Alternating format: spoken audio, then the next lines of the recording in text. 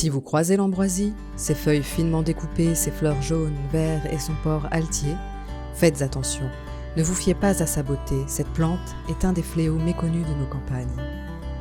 Arrivée il y a 150 ans, elle a conquis le territoire et pose un véritable problème de santé publique. Son pollen, très allergène, sévit jusqu'à l'automne et 10% de la population est touchée par une allergie à l'ambroisie. Plus encore, elle vient concurrencer les cultures et représente un véritable enjeu économique pour les agriculteurs. Pour lutter contre cette plante très invasive, l'Observatoire des ambroisies a mené de nombreuses recherches et détermine des pratiques vertueuses applicables par tous. L'ambroisie est une plante invasive qui progresse chaque année en Charente, mais aussi dans toute la région Nouvelle-Aquitaine, et elle va même déborder plus au nord, donc il est important que l'on prenne ce problème à bras-le-corps. Le plus dur, c'est d'intervenir au bon stade pour essayer de la détruire, parce qu'elle lève en plusieurs fois et c'est la difficulté de la plante. Il y a des personnes asthmatiques ou qui ont des voisins qui ont aussi des problèmes d'allergie. Après, effectivement, je pense que ça peut être un gros risque si on ne fait pas le nécessaire que notre population déclenche ces problèmes d'allergie, en tout cas, qui peuvent être graves.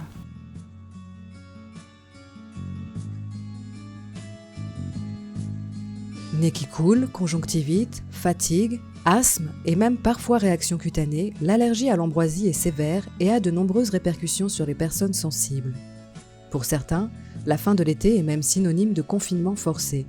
Selon l'ORS, Auvergne-Rhône-Alpes, le coût de santé est estimé à 40 millions d'euros en 2017 pour la seule région Auvergne-Rhône-Alpes qui est la référence en France. C'est une allergie qui peut concerner chacun. Tout simplement parce que les pollens volent. Si vous avez un champ avec de l'ambroisie, les pollens d'ambroisie vont partout.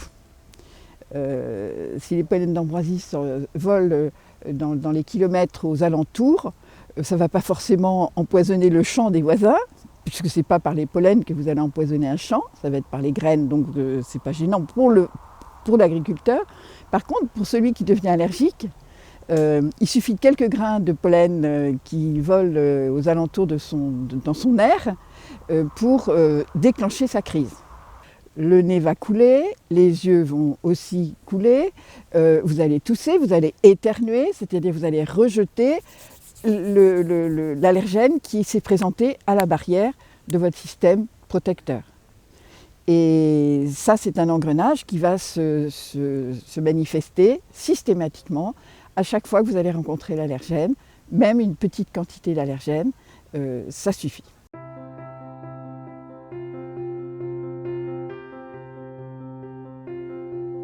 Véritable danger pour les riverains, l'ambroisie est également une adventice très concurrentielle pour les agriculteurs.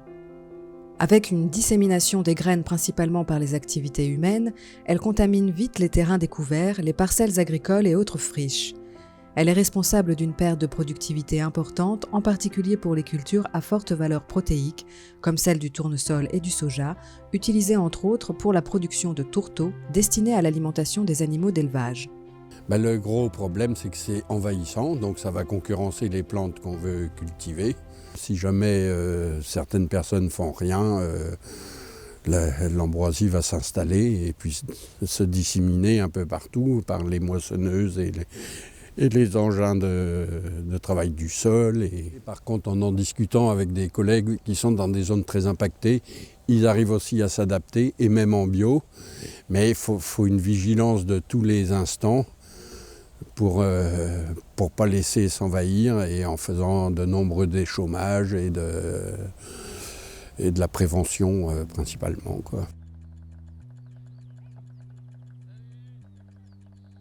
Pour lutter contre la propagation de l'ambroisie, les agriculteurs utilisent des techniques préventives et curatives. L'objectif ? Remporter la course contre la monte face à la plante en empêchant la germination de ses semences ou en limitant sa propagation. La surveillance et une bonne connaissance de cette adventice est primordiale pour que chacun puisse agir pour la combattre. Au niveau de la lutte, un point important, c'est de ne pas se concentrer que sur le curatif. La prévention est vraiment très importante, laisser les sols à nu le moins possible, Alors ça, ce n'est pas valable que pour le monde agricole, hein, ça concerne tous les types de milieux concernés. Donc c'est un des points qu'on aborde beaucoup avec les collectivités également. Faire attention au nettoyage des machines. Quand on récolte du tournesol à l'automne, si on est dans une parcelle contaminée, on risque de contaminer d'autres parcelles en passant après, si le matériel n'est pas bien nettoyé. Une fois installée, difficile de déloger la plante. Il faut alors arracher manuellement, faucher, broyer, désherber mécaniquement ou chimiquement. Mais les semences peuvent rester dans le sol et sans réponse durable, elles repartent de plus belle les années suivantes. Le pâturage est également une technique à développer. J'ai, on va dire, 3 leviers. Le levier rotation, donc, où je supprime le tournesol de l'assolement dans ces zones infestées en ambroisie. Ensuite, donc, le levier chimique.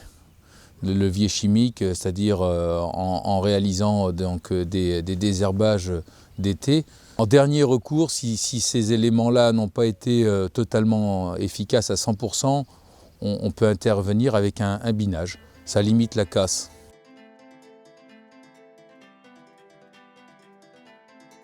Lutter sur le terrain de l'agriculture ne suffit pas. Il faut une riposte coordonnée de tous les acteurs locaux. En effet, l'ambroisie est présente sur les bords des routes, des cours d'eau et jusqu'au milieu urbain où on la trouve sur les chantiers ou dans les jardins privés. Nous, notre objectif en tant que coordinateur, c'est de faire le lien entre tous les gestionnaires et toutes les personnes qui vont être soit propriétaires, soit exploitants de parcelles avec de l'ambroisie, pour que chacun puisse gérer au plus rapide cette problématique. La lutte contre l'ambroisie est donc un véritable défi social. Élus et agriculteurs doivent communiquer, entre eux, mais également avec les riverains qui pâtissent de la présence de la plante. Des référents ambroisie font le lien et permettent des mesures adaptées. Au niveau de la mairie purement, à aujourd'hui, j'ai un référent ambroisie. Il se promène beaucoup au niveau de la mairie, enfin de la commune. Il essaie de détecter tous les spots possibles et il est en contact avec aussi les agriculteurs pour essayer d'intervenir quand il y a besoin pour savoir où est située l'ambroisie, quelle quantité il y a et comment intervenir. Donc on va rester optimiste et on va se dire que plus on en parlera, plus les gens se rendront compte de l'importance de lutter contre l'ambroisie et que ce soit à la fois les particuliers, les citoyens, les agriculteurs, que tout le monde s'y mette, y compris les collectivités. On est tous responsables de la propagation de l'ambroisie aujourd'hui. Présente dans le monde entier, la dissémination de l'ambroisie ne cesse de croître et menace à la fois la santé publique et les productions agricoles. Il est donc impératif de poursuivre la lutte contre cette adventice ainsi que les travaux de recherche et de développement de nouvelles solutions alternatives et respectueuses de l'environnement. La combinaison des différentes méthodes de lutte ainsi que la gestion des intercultures en milieu agricole constituent aujourd'hui les premiers leviers à actionner pour faire face à l'ambroisie. Mais il est aussi et surtout essentiel de réunir agriculteurs et sociétés civiles pour agir ensemble de manière coordonnée. D'autant qu'avec le dérèglement climatique, le cycle de l'ambroisie pourrait évoluer dans les prochaines années et augmenter la prévalence et la gravité de l'allergie.